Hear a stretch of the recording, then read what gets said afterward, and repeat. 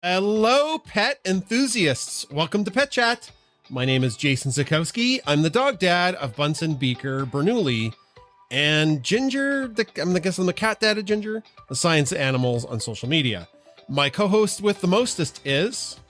Hi there, I'm Chris Zakowski. I am the dog mom to Bunsen, Beaker, and Bernoulli, and the cat mom to Ginger. Our guest today that you'll hear from really quick in about 5 to 10 minutes is John Heim. And of course, the fourth camera is the B Squad and maybe Ginger. Ginger was throwing herself at the far right-hand door trying to get in because apparently there are treats. So we'll start with some quick Q&A about Bunsen, Beaker, Bernoulli, and Ginger. Drop your comment in the chat and Chris and I will get to that. And then we're going to get on with the interview with John. So... A. Ronan's Journey asks from Instagram, how did Bernoulli get his name? Was it different from Bunsen and Beaker? Chris, do you want to field this one? We've talked about it before, but it's a good story. It is a fun story. Yeah. It has to do with the origin story of getting Bernoulli. It came quickly, right around May long weekend last year. And I said, Jason, I have a lead on Bernie's mountain dog puppies. And would you be interested in getting a puppy? And you said, of course, but you didn't think it was going to happen. No. And then I arranged it and we drove up to Grand Prairie, which is a 12-hour round trip for us. Yeah. There was a long drive. And then I said, okay, so we're going to meet the puppies. There's 6 males, 4 females. And your criteria was that we had to have a male. Yes. And then we had to name with a B. Yeah. A name starting with B. Yeah. So we drove up. We met all the cute puppies. They were so cute. I wanted all of them. I actually wanted to get 2. You did want to get 2. Yeah, but we ended up picking red collar puppy. Big red. Male. Big red. Big red. Yeah. He actually lives up to Big Red like that. He's big. Yeah.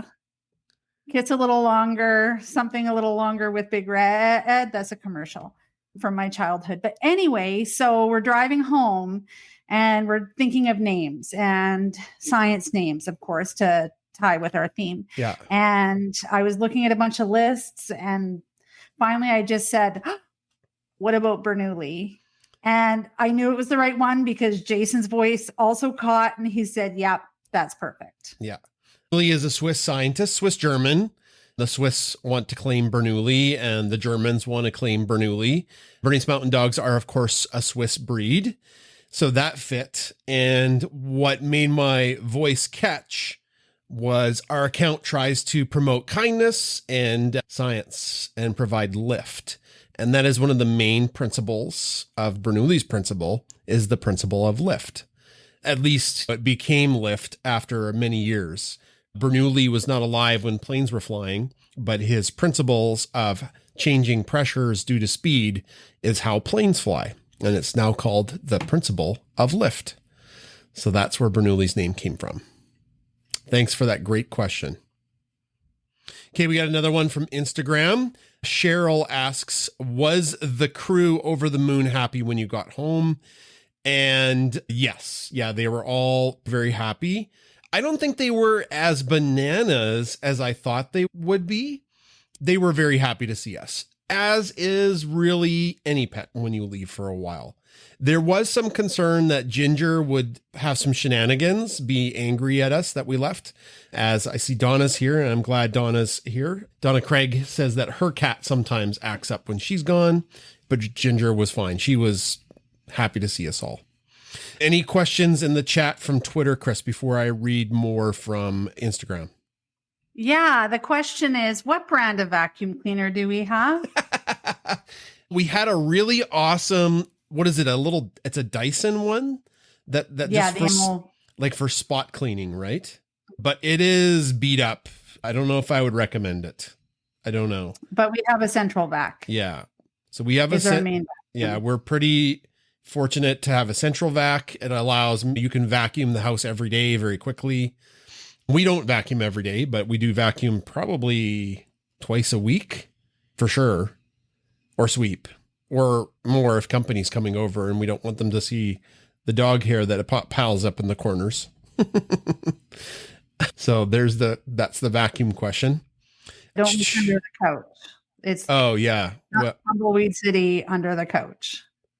Sue Cracks I was wondering if it was Grand Prairie, Texas.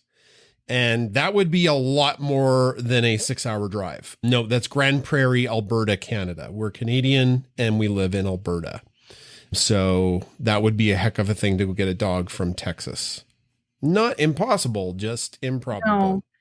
And they have new regulations going over the border now with animals. And so that came in recently, I want to say within the last 2 years. Which is smart. Like I think you shouldn't have like pets go willy-nilly everywhere. They can bring disease, and it doesn't take much for a dog, for example, with rabies to shut down an entire area and cause some really serious ramifications. So I understand the caution when you bring animals across. Okay. What about a tapeworm cyst? A tapeworm cyst. I think that probably traveled in wolf or coyote, Chris. Though, yeah. Okay, looks like all the questions have dried up, which is usually the case between the 5 and 10 minute mark. Do you see any other questions before we get going? I don't, but sometimes my feed doesn't refresh. It is working on YouTube because Mark is watching from YouTube and dropped a comment from YouTube. Hi, Jason, Chris, and Johnny, and B Squad. And Madison is watching on Facebook. I like the little icons that come up. And Kalev is watching on Twitter. And unfortunately for the Instagram folks, you guys are on a separate page. All right. Looks like we're out of questions, but that's fine. We've got a bunch of questions for our guest. So I'd like to introduce John today. John, how you doing? I'm doing very well. Thank you for having me. Now, the folks on Twitter or X probably know you best because that's where you're the most active and you do a ton of artwork for cats and dogs. And we got tons of hearts and claps showing up in the chat for you, John, on Twitter, which is really sweet. Well, that's because I was thinking that the audience, if you guys, the people, I don't know if you can see that people are dropping hearts and stuff. Sorry, go ahead, John. I was just going to say, I was hoping that the audience wasn't what I'm looking at on the B Squad there, because they're a little docile. Yeah. That's usually the effect I have on people. That just, eventually this is what happens. So that's like my chemistry class in Block 7 in June. That's what all the kids look like. In June, that doesn't work. No, even that's how I felt in June. In June. I guess my first question for you, John, is what got you into doing art? Like you do all of these really cool cartoons. The big one I think people are familiar with is you did an awesome fundraiser for Marla in memory of Kuno. But where did your art start? I think it started as a young child in Winnipeg with long winters, just locking myself in the room and learning how to draw Snoopy, like I think just about everyone else on earth did. Perfected Snoopy, mastered the Charlie Brown head, which was basically making sure that both ends of the circle kind of matched up around his ear. Yeah. And then I just always was doodling rather than paying attention. I think I had more cartoons than notes all the way through elementary. And then I'm on the older side, so in grade 6, it was 1976, and I recall entering a Shrine Circus poster contest just in the open area at the school, and I ended up winning. And it was just this ensemble, a collage of folks in the trapeze, on the tightrope, just maybe an elephant or two. And then the family won tickets to the Shrine Circus, which at that point I realized there's money in this. There's perks. I'm going to live large now. I'm just going to draw. Actually, then for summer jobs, I worked at a place called Falcon Lake in a provincial park, and I started drawing cartoons they had a beach canteen. Yeah. So I drew folks climbing up a ladder, trying to access a giant drink. I did some stuff. I came up with a line of clothing called Shark Attack in early university, and I got some stuff silk screened, and I kind of learned the business of taking an idea and actually turning it into something. Yeah. So at the time there was a market days at the university, and I drew a shark on a hanger and put the t-shirt on him, and it was Shark Attack 3 fins, and people were giving me $15 and And then I migrated into sort of advertising, and being able to animate and draw for a client helped visualize. It just removed a step and actually helped me close some sales. And now that I'm retired, I started drawing again during COVID and did quite a bit of work with the herd folks. Owen Wilson and Lucille Ball were pretty easy to draw, and Chihuahuas are funny because I usually make them kind of cross-eyed so their eyes aren't quite lining up. Just adds, and then put some jewelry on them, and it just started building. And now I do it for fun, and I've aligned with the pet community on X or Twitter at the time. And although I was surprised, I was up to over 1,000 followers on Instagram, which is an easier way for folks to see my art, because Twitter is basically like walking outside in the morning and throwing pieces of paper in the air and hoping to find them somewhere as far as art is concerned. It's tough. Yeah. Tough, yeah. So at least there's like a central repository there for art on Instagram. And then Blue Sky a little bit, but that seems to be, you can get fragmented pretty quick with posting same content across multiple platforms. So our X is like home base, and then Instagram offers at least the ability to look at all the art. We have some speaker requests on Twitter. We just have a couple more questions for John, and then we'll open up the floor to questions for you from the audience, if that's okay. Right. Chris, do you have any questions? Someone had posted about a book that you helped, I guess, illustrate called The Rose. And can you explain a little bit more about that? Like, it's for raising money for rescues, or can you? Yeah. So I was approached by Erica, who is someone I've just met through X, and she's a writer and lives in Buffalo, New York, and reached out and said, we'd like to do something around generating content around the stories that these pets have gone through and hopefully raise some money. So we did one. I illustrated the first one and she wrote it, and we did it in conjunction with Kathy at Rescue Co-op and at Lola Patola, I think it's the little pup's name. So we ended up doing this book, and then she launched a little company called Unleashing Tales. The idea, I think we're up to 100 books with about $600 going back with royalties back to the rescue. But the idea is to empower kids and schools to write stories about their local rescues, illustrate, write them, and raise funds for them, taking them through the process of story writing and being a little bit altruistic and learning that it's not just about being on your iPad all day. There are places that you can be on it, but maybe with an eye for harnessing some creative power and really just unleashing your creativity and generating some great content and telling these pet stories. All these pets have usually horrible stories. I had been doing a little bit I'd followed, I think it's Good Doggo and the guy, is it Nal in Thailand? Yeah, Niall Harbison. Yeah, so he had just randomly started drawing some of the stuff there and just doing the background and watching the videos and what he goes through and his team goes through to basically just keep these dogs alive and then hopefully find forever homes for them. It's quite compelling when you dig a little deeper. And then just the dog community on Twitter, like the efforts that people go to travel and get dogs rescued and rescued from kill shelters, and just some of the horrific things that people do to pets it's sickening. But a lot of times through the efforts of this community, these dogs have a future and they live to bring joy to the folks that end up adopting them. And then they get a few extra ear scritches and get to live out there for the rest of their days in a loving home. So that's why I do it. I draw because they can't. That's my motto.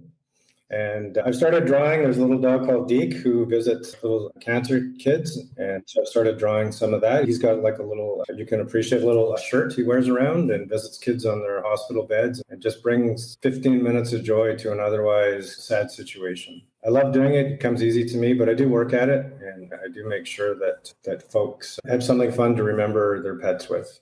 But the one I did for Marla, it was We're All Made of Stars, I believe. I was listening to a Moby song and that sort of stuck in my mind. And Kuno had just passed away, and I knew she was going through a lot of hardship with the loss. And even just like the training that he had gone through to help her with just her daily, just getting through the day. And I know Chesney was like in the wings. But so that one I just thought I'd hand draw individually 5 or 10. help raise some money. And I threw it out there, and I woke up and there was like 89 requests. Yeah. So I'm not really set up for that. So I ended up drawing and doing prints. But the biggest part of that, truthfully, was people were getting hold of me on Instagram and direct messaging on Twitter, and then they would send me like a PayPal donation with their real name, and I'd have to match that up against their Twitter handle, Yeah. their mailing address. And then I've been hacked on PayPal, so there's 1,000 of me on there now. So I actually have to go in and send an email request to everybody. So it just became this hydra-headed monster, but we ended up getting over 100 out, and I think we raised just over $10,000. Yeah, that was amazing. Yeah, we have 2 of those prints, actually. That's right. Yeah, you guys were quite generous, so thank you for that. Yeah, we have one. You have one in your school, right, Chris? You took it to your school. Yeah, and they're framed. Yeah, I love them. Right. I love Kuno. We were fortunate to be able to go to the Red Deer Dog Show, and Marla and Kuno and Chesney definitely participated there. And I brought him a burger, and he's such a good boy. He was such a good boy. Like, he would hold it in his mouth, and Beaker would scarf that down in 3 seconds. Yeah. There's no weight, no impulse control. But Kuno was just, I don't know. He had this presence. You would go and he would sit with you, and you're just relaxed and just rub him. And Chesney is like the cutest, gushiest, cute they ever. Like, she's such a sweetheart, but they're very different. They had very different personalities, and Kuno definitely was a special dog. Yeah, he was. I recall, like, he would do the weather, right? Yeah. So we'd have a tie on, and he'd just be out doing the weather. And so I started drawing him on his own. And then whenever there's 2 dogs living together, there's way more opportunity for dialogue between them. Yeah. Somebody's done something they shouldn't have, or they're conspiring against something. Yeah. Usually, as I mentioned earlier, you can never go wrong in a cartoon with a squirrel throwing an acorn at somebody. That just lends itself to imagining what's happening next or what happened just before that. So I like to leave a little bit of whimsy in my cartoons and get people to think of what might have happened just before I drew that, or what they're looking at. Yeah. I'll tell you, writing text from Bunsen, way easier now than when we just had just Bunsen. That was tough. Because you're trying to get in his head, but now you can lay that over Ginger now, or whatever. The cats are easy. Cats always have such an attitude that I often hope somebody has a cat and some dogs, because that immediately sets up some degree of chaos. That's funny. Yeah. Okay, one more question for you, and then we'll get to everybody waiting patiently. And that's just about your own pets. Do you have any currently? Do you have any stories from pets that are no longer with us? I have one. My first pet was a budgie. Okay. And that was growing up. Her name, creatively enough at the time, was Pretty Girl. And our family went on vacation, and we left the bird with our backyard neighbors. And we were all very anxious to get home. And we got home, and they handed the cage over the fence, and it was a completely different color bird. And they had switched out the bird. The bird apparently had flown away while we were on holidays, and they tried to pawn off a blue bird when we gave them like a green and yellow budgie. So I was traumatized, and I still imagine Pretty Girl's out there living a very fruitful life, maybe not pushing a shopping cart around with recycling in it, but she's just enjoying herself all these years later. Since then, I've had 4 basset hounds, which is a story in and of itself, and 2 at one time, and they both like to be on the bed when we had 2 kids. So very busy part of my life was the late 90s. We had 2 basset hounds and 2 little girls in the house, so that we had the parade that would go down the road. And then we had basset hounds. Like, they're a beautiful dog. They're very stubborn. You could be out for an hour and a half and still be on your front yard. Oh, man. Yeah, their ears get very smelly, and they were bred to trap the smell in their ears, right? Yep. So it was near their nose, and so their dewlap, and so I've had to say goodbye to 4 dogs, which is never fun, honestly. And as much as you like to give them the last meal and stuff, it's just that drive home is just, you get over it, and you try to, but then you see something under a couch, and you're like, oh my God, okay, here we go. And then right now I have Olive, and she is an 8-year-old French bulldog. Ah. That she lets us live in her house, which is very nice. And my wife wants to get a parrotlet. A what? Sorry? A parrotlet. It's a new breed of bird. It's like a little parrot. Oh. She has a who has one who has a dog also, and we get videos of the bird on the dog's back, and they're playing. And I just don't know if Olive would instantly eat it, kind of Sylvester and Tweety. But anyway, Olive she's a little firecracker for sure. So I do get some inspiration on general dog behavior, not breed specific. We have a big log pile in the backyard, and Olive will climb it and pull the log out and sit down and chew all the bark off of it for no reason. Absolutely no reason whatsoever. So it must be delicious. I'm assuming it's got something in there that she needs. I have to get the leaf blower out every night just to clear off the patio. But she's a treat. I love her. All right. Thanks for the stories. And it's wistful to remember the dogs you've lost, but then there's also that tinge of sadness too. But I appreciate you telling everybody. Where's the current dog? At your feet? She's out in the backyard barking right now with my wife. So she's barking. I've got in the last 2 months, we've had 1, 2, 3, 4, 5 dogs move in around us. Okay. And she's going insane. They're trying to work on how to not get her to bark in the backyard. Her hair stands up like a Wolverine, and she actually barks so aggressively, she hops backwards. It's very comical to see, but she's outside barking right now. Awesome. Not my problem currently. Okay, we have a bunch of people who are requesting. My guess is they want to talk to you, John, or ask you a question. If I owe anybody money, we can talk offline. Okay, sounds good. What we're going to do is I'm going to try and keep it somewhat organized. So we're on 4 different platforms right now. So we'll start with maybe somebody on Twitter Spaces, and then we'll go to one of the comments from people watching live. And then for people who are watching live, you're going to hear the voice of the person asking the question, but you are not going to be able to see them because they're on X Spaces. So you might like, who's talking? Where's that voice coming from? But that's what that is. Okay. We'll go to the herd who requested the mic. Hello. Hi, Jason. Hi, Teen. How are you? It's in ages. It has been a while. We've missed you. I have a food and medication schedule that I finagled this time while I was. I had y'all on mute for a little bit there. I wanted to say hello, voice, to Johnny and thank him for everything he has done for us. I don't know exactly how he stumbled on us, but it was with Owen Wilson. I dropped a couple of pictures in the comments. There's like a 15-second sketch that he's probably mortified that I put up. But for whatever reason, that's the very first piece of artwork I saved. My phone is full of his artwork. Aw. He drew a picture of these. I have one pair of pink boots, and he immortalized them, and it became a thing. And everybody thinks that I love pink, which I don't.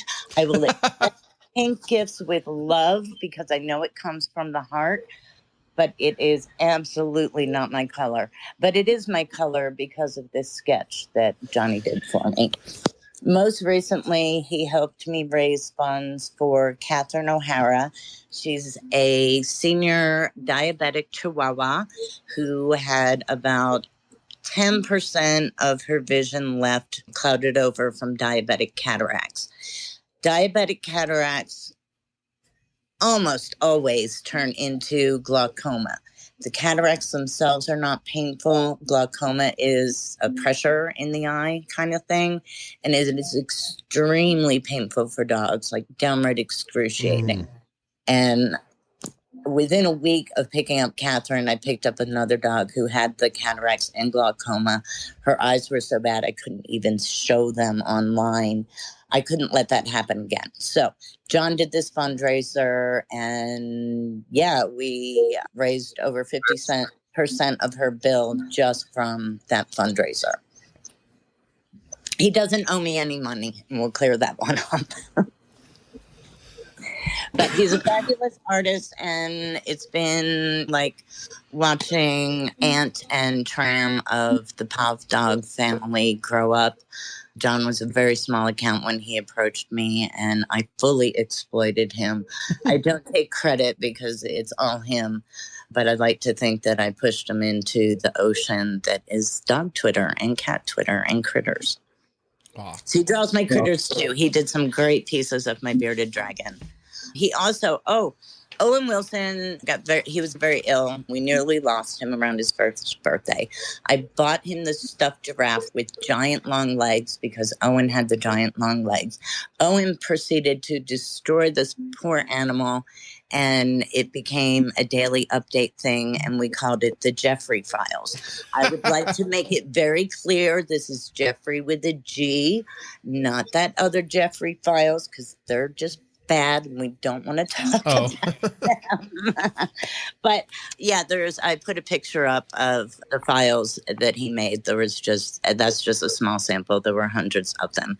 I would like to report back that Jeffrey was saved by the help of the Bunsen Stuffy. I can't find the video of that, but it was the Bunsen Stuffy 1.0, Sebastian from We Rate Dogs, and I had the live Twitter feed going along with it, and it has a very special place in my heart because they don't make the Jeffrey giraffe anymore. They don't. It's kind of like a baby with their favorite binky or pacifier that if it's not that, they don't want it. I love drawing your animals. I try to get to the couch shots every Friday. I oh my think gosh, you do. that's gotta be hard. Yeah, those are. I can't imagine the lead up to get everybody just sitting there. They are so good about. I have been doing it so long that the new dogs catch right on, and they know they're getting a piece of Owen's special food. Owen's food is very expensive. It's also very smelly, and the dogs go wild for it. So that's their big treat for the week. So I do have to ask, because you do more than you do dogs and cats, but you do bearded lizards, and I have to ask about Turkey. Is he still around? I don't have Turkey anymore. He had a disease called hole in the head, and it's exactly as bad as it sounds. I do have a little tank right now with the glows, like the go-go's. There's some glowfish. I have 3 frogs that started as Morgan Freeman and Morgan Fairchild.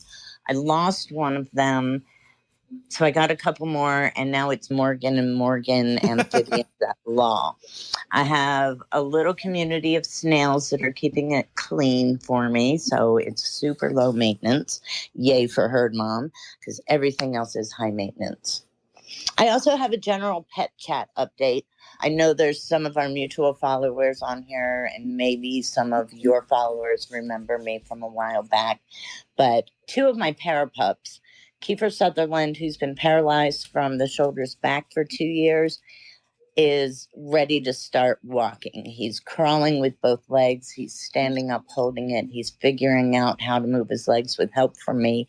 And I don't know if little Barry with spina bifida, who should never be walking, has been watching us or what. But I've been working on getting a dislocated knee back in place for him. And he took 2 whole real life steps this afternoon. Amazing. That is It is amazing.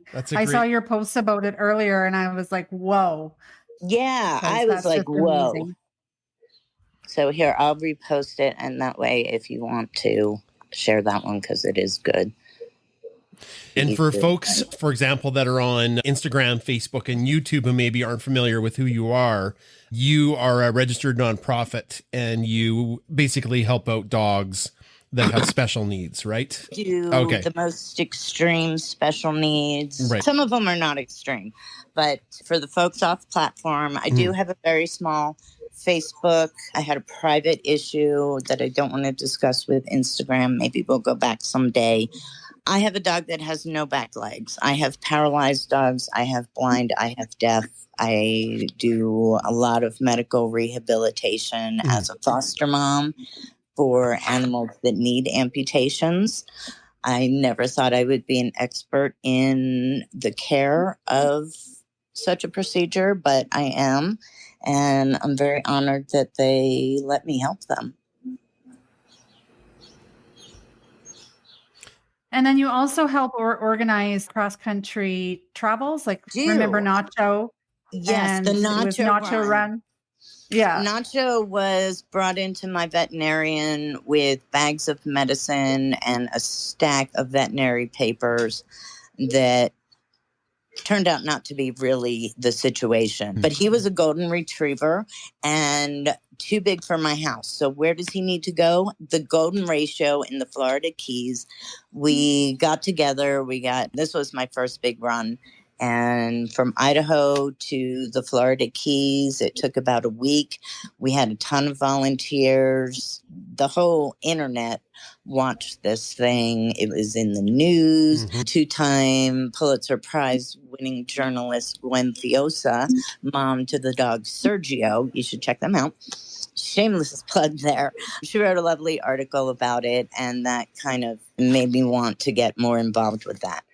Most of my dogs end up getting adopted out of area off of the social media posts. People make connections with them. I always do the first part of the travel and get them at the very least to Utah. I have gone to Florida, and as far as Florida on one side, Los Angeles on the other, for dogs that have ended up staying here. I help people out for dogs that are not even mine. It's one of the coolest things you can do is help get a dog to their forever home. Cats, I think, are easier to travel with, but that hasn't really been, nobody really jumps at taking a new cat in a carrier. I can't blame them for that.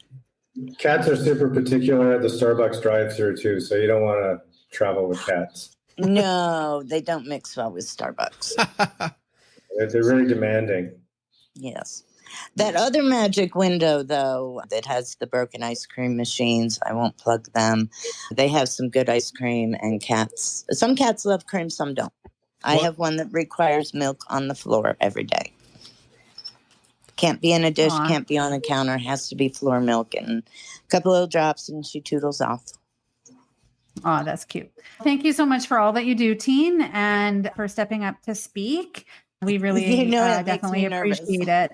And I know that you've been excited to talk to Johnny yes. here. So thank you for giving me the open mic. I probably took up a lot of time, so I'm going to say goodbye and go feed some dogs. It was really good to hear from you. Okay. Love you guys. Bye. Okay. Take care. We'll do a couple comments, then we'll get to another speaker. Mark, who's watching on YouTube, says, Johnny, love the cartoon you did of Ginger. Do you need an eraser? Yeah, we talked about that just before, right? It was who's smart. And on Instagram, Ice Goddess says, we love seeing your work when it's posted on X. So people are just dropping comments about they love your art, John. Most people on Instagram, I think, are just watching right now. There's not a lot of comments. No. So that there's no comments or questions on Instagram right now. So we will go to who came up next, Chris? Was it? I was just going to say, Mark, the comment there, Mark has a beagle named Ginger. Yeah. And she's sure a cutie. I don't know, Jason, you brought everybody up. I think Sasha, the Bernedoodle, was next. Yeah. And then, so we'll go to Sasha. Or it's actually Holly. Hi, Holly. Hi, Chris. Hi, Jason. Hello. Hi.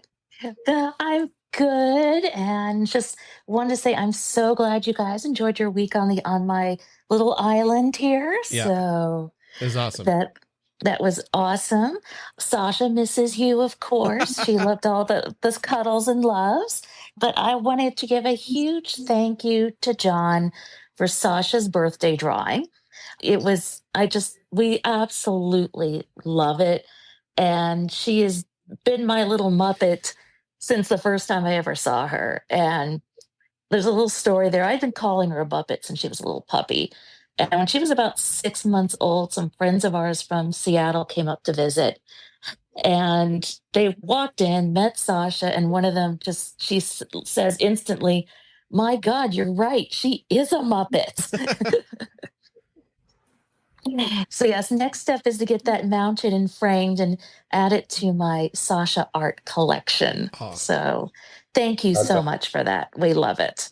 And I think we got to see that in person, didn't we, Holly? Yes, I showed it to you when you guys were here. Yes, so. Yeah, we saw the art in person, John, because we had supper with Holly and Colin, and then we went back to their place and got to meet Sasha and Toby. It was awesome. Yes, and I don't think they're listening, but obviously a huge thanks to the mom of Beagle Bow and Beagle Sky for commissioning that for us. So Absolutely love it. Awesome. Okay, we'll go to Paula, who's on X, and then Jamie. Hi, Paula. Hi everybody. Hi, Johnny. Nice to see you and hear you on X. This is so exciting. I couldn't wait to see this and hear this. Welcome. I put in the chat, I have a piece that Johnny did of late Olive. I love the name, by the way, your dog, your Frenchie Olive, and my Angel Olive and Angel Rosie with Annie, our Poolie. And I actually got a gift of Marla's painting of Kuno. So I just had them framed together and I got it back yesterday. So I'm pretty excited about it, but I just showed half of it for mine. But you did an awesome job. We just love you. So we just wanted to know, what is your favorite animal to draw? And I see a sloth on your wall behind you. And I didn't know if that was like one of your favorite animals, or is there something that you said, oh gosh, I can't draw it? So it's a combo question. What's your favorite thing to draw? But is there an animal or dog breed that you came across and you're like, man, I just can't get this character, and you stumped on it? And thank you for all you do for Marla and the herd. I think you're an angel. So thank you very much. Welcome. Thanks for all the kind words.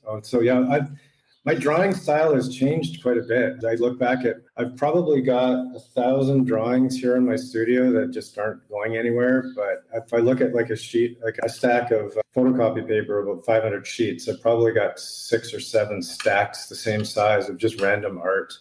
So that it's a sort of a stuffy sloth. I can't have it near the ground or my olive will demolish it. But I got that at a tech conference, and they were giving them away at a booth, and I couldn't not bring one home. So that's my motivational sloth. It usually has a cartoon bubble beside it that says "Get to work." It's somewhere around my studio here. As far as the funnest, probably the most common dog I've been drawing are beagles.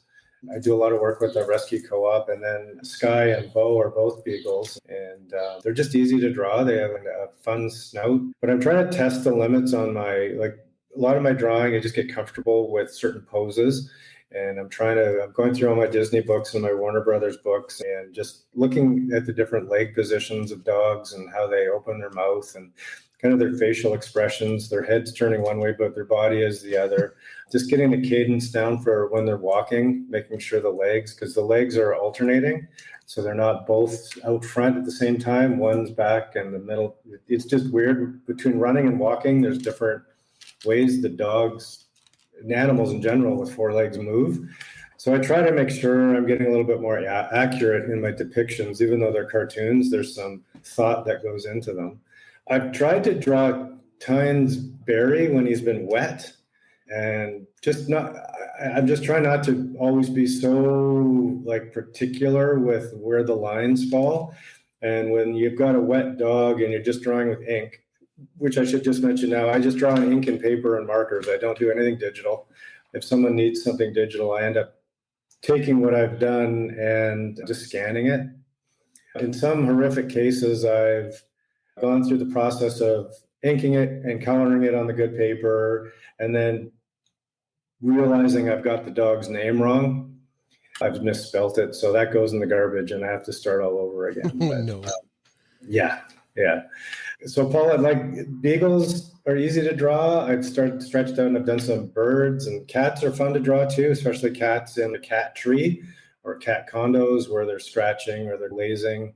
But I just try to and then lots of people ask me to put themselves in with their pet. So I'm trying to get better at drawing people. I'm not quite a caricaturist. Those guys seem to have a certain vibe to their output. I don't draw that way. Just having a conversation between the pets. We talked about with Jason earlier about when there's more than one animal in the picture, it's so much more fun to create a bit of a conversation with the pets. So it creates some dynamics, and it doesn't get old because you smile at it all the time. That's great. Thank you very much. I think it's great. And I can see you evolving. I've been watching you for quite a number of years now. It's really awesome to see how you've been growing and going into different avenues. So congratulations. I hope too that you maybe do a book on your own too. So that would be great, or something good comes along too. Great job. And again, thank you for everything that you do. I appreciate the kind words, and thanks for following us all. Thanks for the comment, Paula. I do have to say, you did draw me with Ginger. Like, you did a picture of me with Ginger, and you definitely made me look like Commander Shepard from the Mass Effect video game. So I do appreciate you kind of shaved I was very generous with you, Jason. Yeah, you definitely shaved off some of my neck fat. Looked pretty svelte in the picture you drew. So I appreciate that. It was more about Ginger. Why does it always come back to you? What? I don't know. Oh, no, the drawing. Ginger, you know what I mean? It's always about you. The drawing of, I'll share the picture for people who are watching live. Yeah, the drawing of Ginger is very cute. And that one we have up on the wall in our house too. Oh, that's the wrong button. 1 second. You just got the one of you and Ginger on your shoulders, right? That just arrived? Yeah. Yeah, that's the one I'm talking about. Yeah, so people who are watching live, you can see that. Great job. Thank you. You got the holiday 5 o'clock shadow there. Yeah. Jason gets that by, if he shaves at 6 a.m., he gets that by, I don't know, 7:05. Okay. Yeah. Like, he just, all of a sudden, boom, he's a chia pet. Yeah. It just grows very quickly. I am very close to an orangutan in my family tree. Okay. Thanks, Paula. We'll go to Jamie and then to Donna, and then we'll get to some comments because a couple have popped up. Hi, Jamie. Hello. Hi, Jamie. Hello. Sorry it has been so very long. I've been really busy with work and hiking and dogs and all that sort of stuff. But John, thank you very much for all your artwork. I don't have one personally, but I love seeing them when you post them. They are well done and so amusing in so many cases. So thank you very much. Sometimes I think I'm posting too much stuff. No. Now that I'm retired from the workforce, I spend a lot of time here at my drafting desk and drawing. So not a lot of it. I would say 80% of it makes it to the airways, but there's some stuff that it doesn't. I've tried not to be political. I've learned that people aren't following me to hear about my world vision of politics. So I've stopped putting anything orange in my cartoons. It's all about the pets. Because I've actually had people say, John, I'm not following you to hear your views on U.S. politics, so lay off. And I said, okay. Message. I'm sticking to pets. Coming from Australia, our views of US politics are possibly similar to yours. But yes, your pet pictures are beautiful. Thank you very much. And from pet news here, Rosie's doing well, River's doing well, Tennessee's doing well. The chicken's not so good. The dingo that lives in our street managed to get in and take away maybe 11 birds over the last 2 months. Oh, no. Oh, yeah. Yeah. And I think Jackie was one of them, which is a bit sad. The fences have been repaired and we're very careful with putting them away at night. And the dogs don't actually do anything about keeping him out, which is a bit of a pest. But it's the middle of North Queensland winter, so winter in the tropics. So we got down to 7 degrees the other day, which was just bitterly cold for Townsville.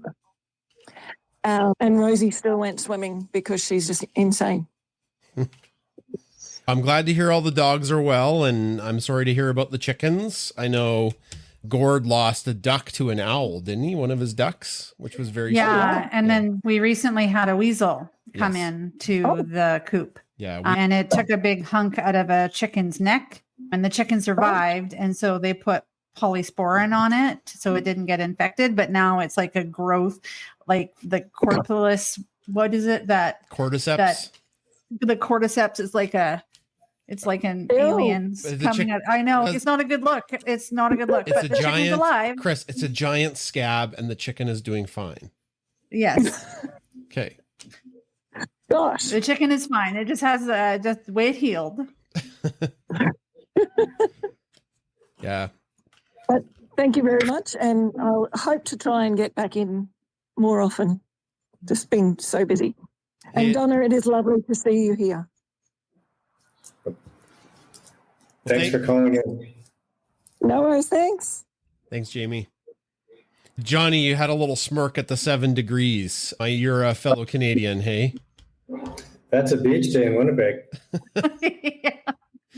Chris didn't want to hear this, but this morning there was frost on the grass, if you can believe it. Yeah, there was frost on our grass. I couldn't believe it. I was like, is that frost? And then I touched it and it was frost. So we had a really cold night where we are. So just a couple comments, then we'll get to Donna. Madison says, maybe the chicken is the same one Bernoulli had. It has 9 lives. ACL says, hello from North Carolina. And then just maybe to clear up something, because we have some new people listening, Roberta's like, who's talking? So we have people who are on Twitter or X, and they're listening by audio, and they have the ability to jump in with their voice, if that makes sense. Okay. And then there was a bunch of comments on Instagram loving your drawings, because I've been sharing the screen. So people have been able to see them, John. So that's very cool. Okay, thank you. Yeah. Okay, we'll go to, oh, sorry, go ahead. No, I just think that's the best place to see like the 3,000 cartoons that I've got, because like I mentioned, once a cartoon's lost in your screen on Twitter, you won't find it again. Yeah, you'd have to go to your profile and scroll down. Yeah. We'll go to Donna. Hello, Donna. Good to see you. Hopefully you're doing well. Hi, y'all. Good to see y'all. And thanks. I put a comment in the comments because this isn't about me, but thanks, y'all. I just can't thank everybody enough for all the outpouring of love and people I've never met in real life except for a few of you guys. And I just feel so close and not so isolated. So thank you. But John, you do so much for so. Oh, you cut out. You're the No, I'm here. Okay. I think you're the perfect blend to hang with Chris and Jason, because you guys both spread kindness and empathy. They add the science piece to it. And I think your artwork in a massive time of grief gives some joy and perspective, and it's awesome. But since you do for so others, how can we support you in like donating supplies to you? Because that is not cheap, as I know. And I think it needs to come back to you a little bit. And then a second part of that is I would pay good money to see artwork of the Zakowskis and all the animals in their Comic-Con era and all their little outfits. Because I think that would be cool, like a little between the Mandalorian and all the other stuff when they're in their outfits. I think it would be cool. And third, if you love drawing cats, boy, have I got a cat for you. But because she always walks around like a dog with her fake mouse or fake chicken, and she's just a pistol. But big fan of all of y'all, actually, but big fan of your work, what you do for others. And I'll give you the floor. Oh, thanks, Don. I appreciate that. Yeah, the supplies, it's really just my time and experience. So I don't have any problem donating the time, and I do some commissions now and again, and I use that revenue to buy more paper and more ink. And I remember a joke, because I draw very quickly, and that seems to befuddle people about how fast I can draw until they're like not charging enough and all that kind of stuff. So I remember an old man goes to the dentist and he's got a rotten tooth. He can't sleep, he can't eat, he can't drink. And he sits down in the chair and he's a bit grumpy and asks the dentist, dentist says, well, I got to take the tooth out. And he goes, how much is that going to cost? And he says, it's going to be $100. He says, how long is it going to take? It's going to take about 5 seconds. He says, that seems like a lot of money for the time it's going to take. And the dentist says, I can make it last as long as you like. So it all comes down to experience and tackling problems. And I love what I do. I recently retired from the real world, so I'm drawing every morning. I have like a sweet spot where I really enjoy drawing after my first couple cups of coffee, sort of around 8 o'clock. And then the creative sort of desire drops off again to early evening. I never want to be in a place where I have to feel I have to draw. I'm drawing because I love it.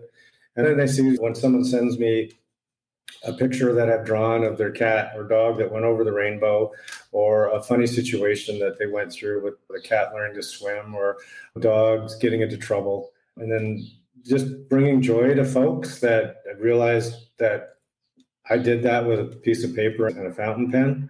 To me, it just gives me a reason to get up in the morning, because you need a reason to get up. And although retirement sounds like bliss, you do need a mission. You do need to get out of bed. And the pedal falls off the rose pretty quick when you've got nothing to do. And I'm super fortunate that I've got this talent that I work at that can have me on shows like this. But I've had to work at it. It was a 60-year overnight success kind of thing. Because we're getting questions about this now, John, if people want you to do some art, or if people want some of your art, do they just message you? And if you have time, or if you have the inclination? If I follow them on Twitter, that's easy. They can send me a message on Instagram. If I follow them on Twitter, they can send me a note. Other than that, you can email me, which is easier. Because then again, I get into a situation where someone's asked me to draw something, they've sent pet pictures, and then I forgot where they sent it from, or where they sent me an email, but the pictures are on Twitter. And so email works best. And are you okay with me putting your email up in the Jumbotron for people who are watching live? Yeah, and then if someone wants to reach out about, because Christmas is just around the corner, but we're going to do some, I think that Rescue Co-op's got a 3-year anniversary next month. So we're going to do some fun stuff with commemorative auctions, like greeting cards and stuff. There it is. Yep. Look at that. It's on the Jumbotron. One of the good things on a Jumbotron these days. Oh, too soon. Oh, it's never too soon. I missed my snap. Tune, actually, I think it might be due. It's pretty funny. A cat with a dog at a Coldplay concert. I know the cat and the dog. But Deke is in the chat and said, "Hi, Mr. Johnny, it's me, Deke." They're listening right now. Awesome. Hopefully the folks, Deke, that we drew the pictures for have got them. One was in the mail, and the one with the frame, I think, was going to Texas. So hopefully that gets there. I find that once mail leaves the Great White North, it's a Wild West. Stuff takes months or days, and then it's like they tie it to the back of an F-150 and drag it down the road to someone's house. I don't know what the U.S. Postal Service is up to these days, but it's nothing good. They've been defunded, so. Oh yeah. We have similar troubles when it goes to Europe. I can track it. I'm like, oh, it's going great, and then it just vanishes. And I'm like, I hope it gets to Germany. It just as a side note, I rely on the mail personally to get artwork to people, and I heard that Canada Post is recommending that the union's recommending they don't take the newest offers. It just seems to be ongoing. But anyway. Yeah, we rely on it too for our stuffies and stuff. So we're watching it carefully as well. And the calendar that will be coming out. So a bunch of stuff. Yeah. Anyways, that's a problem for a different day. Yeah. Maybe we have one more speaker. Do you have time to take one more question and then we'll kind of wrap up, or do you got to get going? No, I'm good. Because you're later than us. Is it like 10 o'clock for you right now? 9 o'clock? 8 o'clock here. Oh, okay. Only an hour. Game's at 10 o'clock.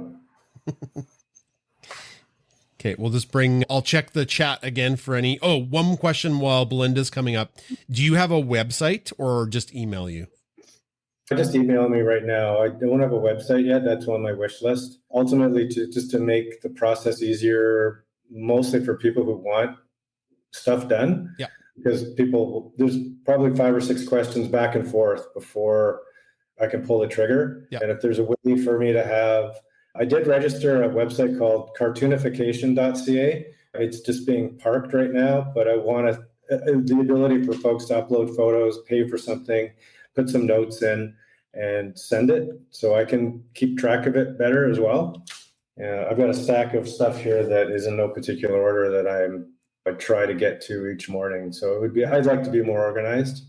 No website, email only now. That's the easiest. So one more time, I'll put the email in there. Looks like Belinda had some trouble connecting. She's been up to speak before, but it didn't work and she got booted. So maybe she lost internet. And then one more comment here on Twitter in the chat. Ryan, the chief of staff for Rory, says, "You've done so much for Rory. You're so good and your art is so beautiful."